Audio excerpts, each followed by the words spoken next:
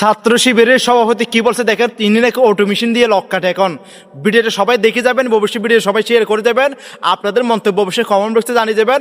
আমার মন্তব্য আমি ভিডিও শেষে আমি অবশ্যই জানিয়ে দেবো। প্লিজ ভিডিও সবাই দেখেন। আজকে রক ঠিকভাবে আছে সবার? তো ছাত্র শিবির রক কাটা জানার পরে এত বড় প্রোগ্রামে আপনি কিভাবে হাজির হলেন? এটা তো আপনার দুঃসাহসিক একটা কাজ।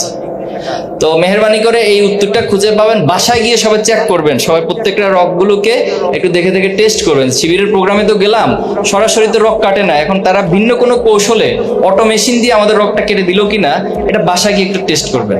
ভিডিওতে যারা দেখছেন আপনারা বুঝতে পেরেছেন কি নিয়ে আলোচনা করছে। আসলে যাদের নাকি একটা ভুল ধারণা ছিল ছাত্র শিবির লক কাটে হাবিজাবি, যারা একটা ভুল তথ্য দিয়েছিল, তাই না, অনেকে বিশ্বাস করে, কিন্তু সে নিয়ে সম্পূর্ণ তথ্য আমাদের সভাপতি অলরেডি দিয়ে দিয়েছেন। আপনারা সবাই বুঝতে পেরেছে আশা করি। উনি আসলে ছাত্র শিবির কী জন্য করতে হয়, কী জন্য করবেন, একজন মাদক আসক্ত মানুষকে কীভাবে সুস্থ করতে, সম্পূর্ণ বিষয়টা উনি তুলে ধরছেন, তাই না।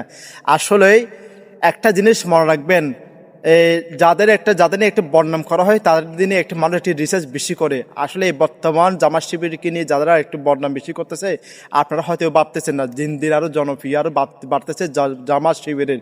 আপনারা নতুবা আপনারা তদন্ত করে দেখতে পারেন। আর আসলে এগুলো করে কোনোদিন আসলে ইসলামের বিপ্লব আপনারা থামাতে পারবেন না।